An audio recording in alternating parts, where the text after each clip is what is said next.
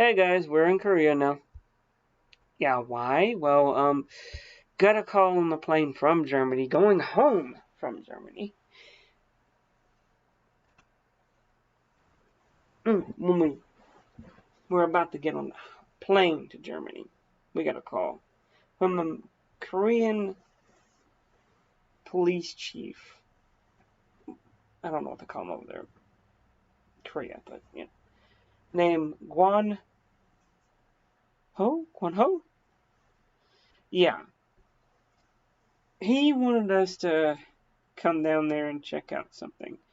Since we go kill myths and stuff like that, he had a myth that he wanted us to help hunt. One urban legend, whatever you want to call it. This thing is similar to a kitsune, in which it is a fox. But Gumiho, I don't know how to say it properly. It's a fox that's lived for 1,000 years. And after 1,000 years, it gains the power to shapeshift.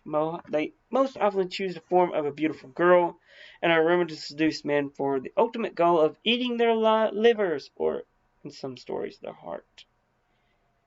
And now, in traditional stories, this creature remains more fox-like nature, with some stories depicting them as more of half fox, half human, or werefox, despite the existence of tails.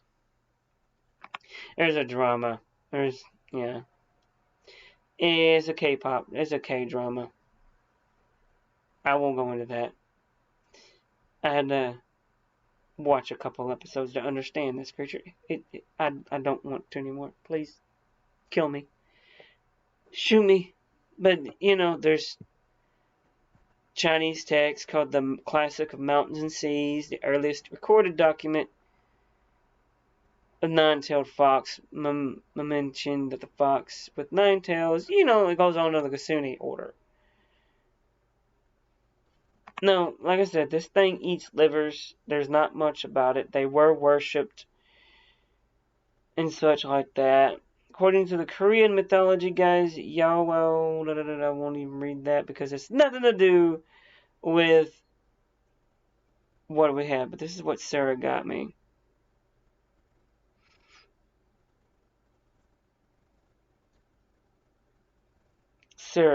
So yeah, I've looked through this, but all you guys gotta know is that there's a lot of stuff. Sometimes the thing is that at halftime it's probably either half fox, half human, or werefox. That type of shape shifting, kind of like a werewolf, but a fox version, just as deadly. And now let's get on to the story, please, about this case, the case file. Now, guys, I've looked up a lot of stuff. Me and Sarah have been through a lot of stuff together. This detective said the past couple of people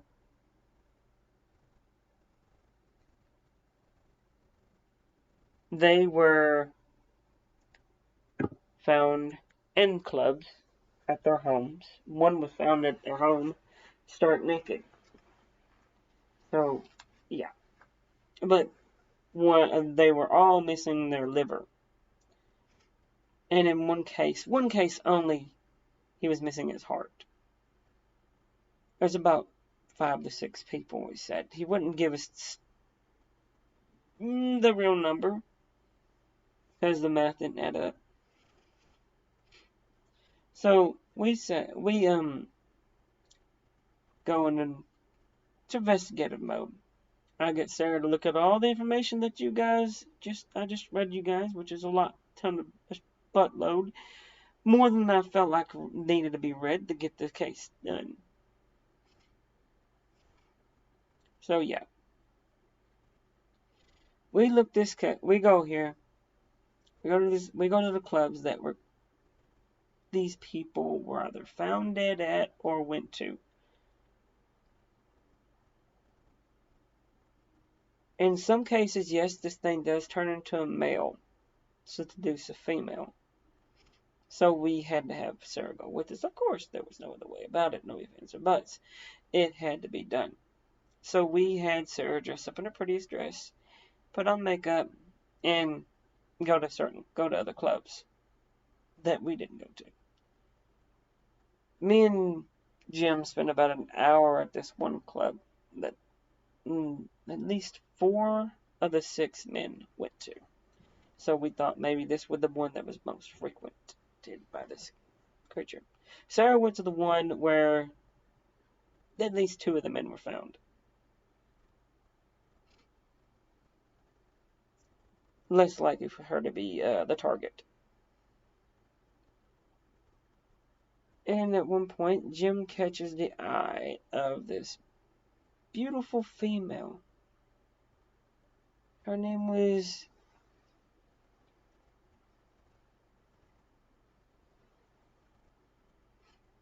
Lauren, I do believe. Yeah, Korean people do have American names. I don't know.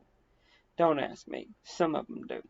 But it wasn't spelt like you would say it. It was spelled completely different, which was kind of weird. She said Lauren was an American name. Well, as Jim would so happily take, they danced for a little bit. They looked at each other. And then, they danced for about an hour. They had a few beers and whatnot. And Jim was going to take her back to the apartment. Well, not the apartment, but take her back to the hotel. I was like, yeah, man, I'll catch up with you later. He took her back to the apartment. Took her back to the hotel. And just I was about to go to the hotel. Just as I was leaving, I got a call from Jim. And not a good call, as in the call is that he's screaming, hurry your ass here. She's gonna kill me call. So I hop on the nearest, hop into the nearest cab and get my butt up there. She's sure enough banging. She's literally chasing him down, trying to freaking kill him is what he said. So I open up the door. I get them to open the door. Security downstairs, get them together. This was freaking looked like a freaking werewolf. My jaw's dropping. I'm like, holy sh! And they look at her and they have one thing.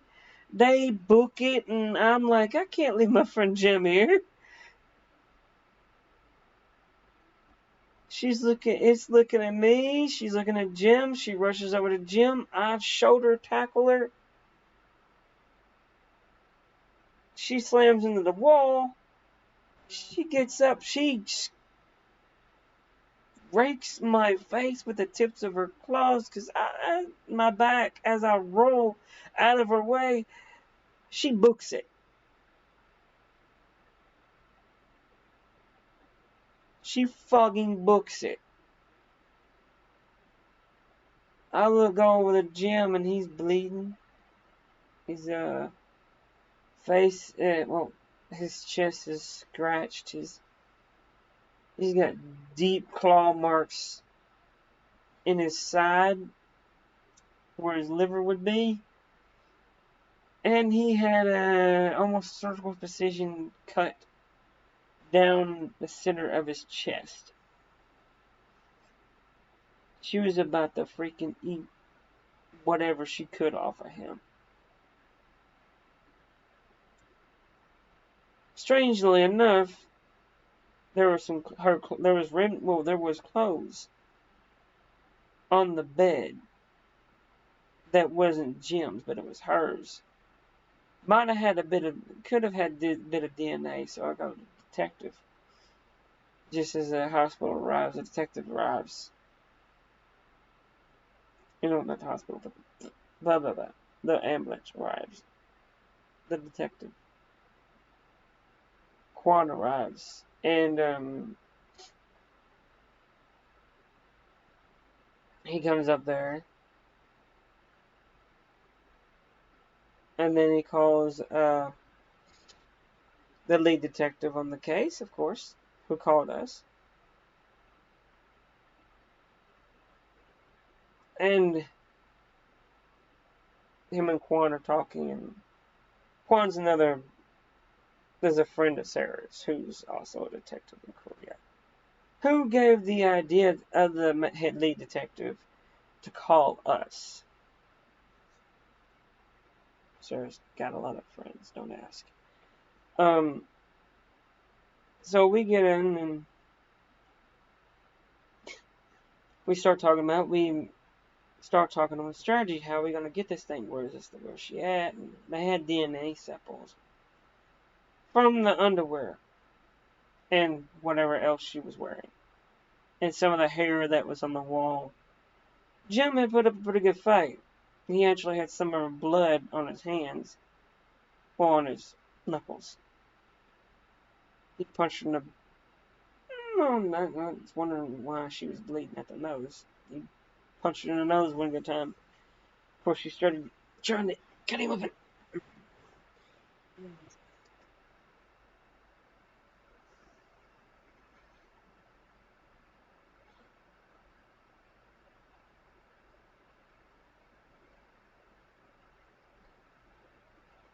Well, we gotta go hunt this thing down, is what I told him. We gotta go do this. We gotta hunt this thing down.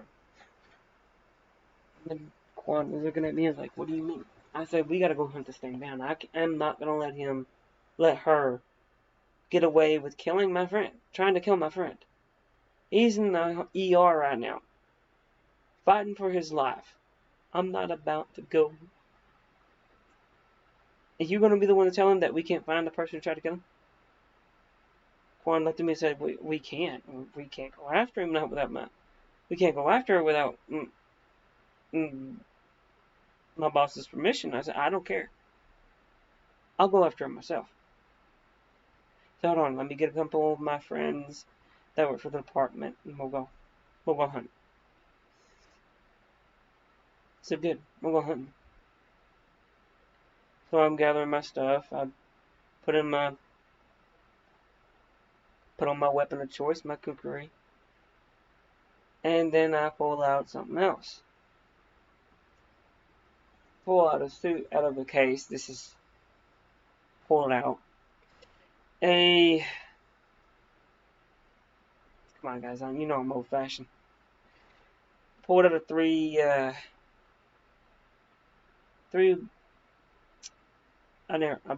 Crossbow, not crossbow. I pull out a bow.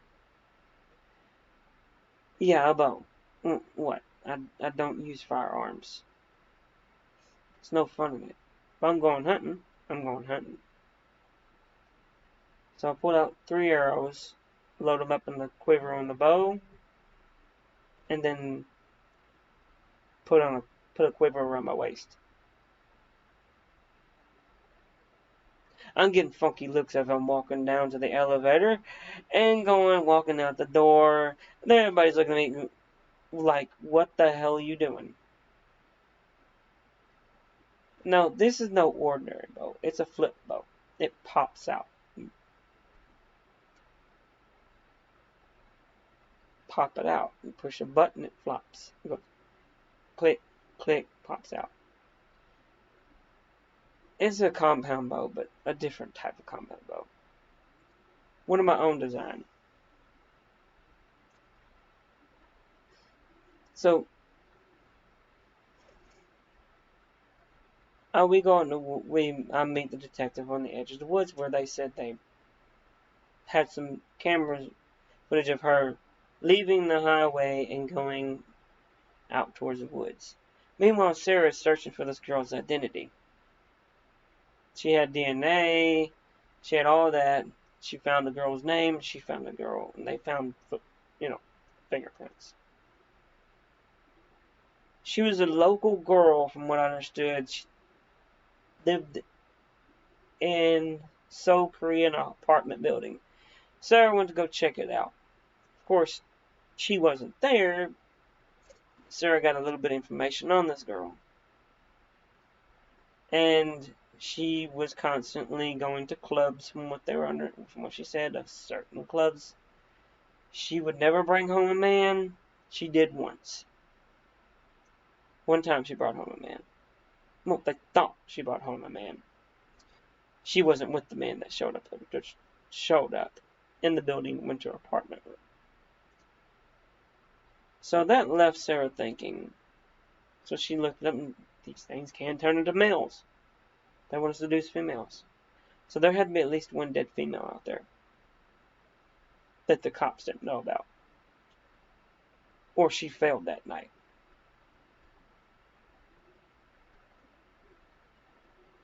So we were going fox wolf hunting. A were-fox hunt. Fun us. Yay.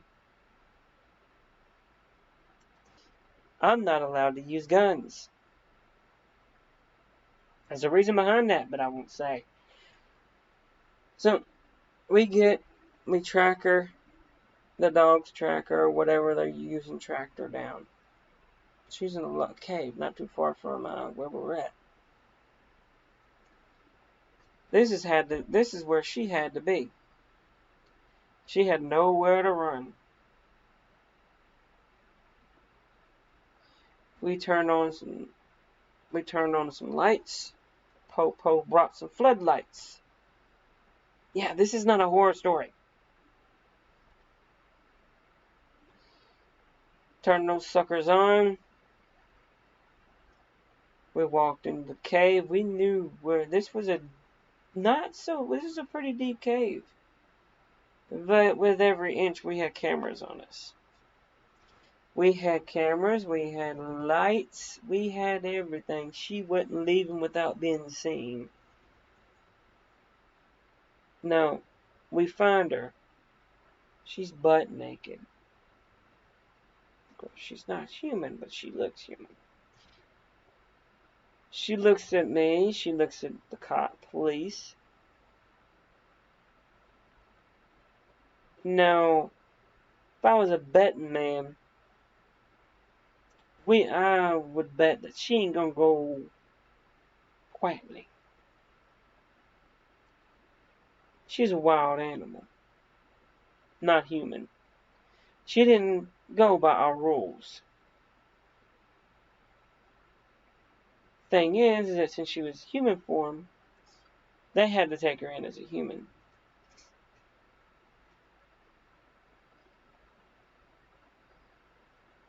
Now, you guys know most of my stories. Most of my stories don't end like this. They end in a lot of rage and violence. We don't talk about those stories. This one didn't end in violence. They arrested her. Locked her up. She is in Korea, in the jail, under 24, not in the jail, but in prison under 24-hour guard. You see, her not being human means she don't get a trial. In my case, that's what I say. She's under 24-hour surveillance, 24-hour guard, in a padded cell. Yeah.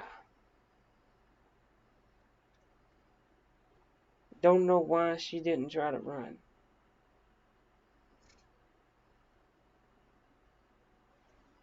Police searched that cave. There's a reason she didn't try to run. This fox had babies.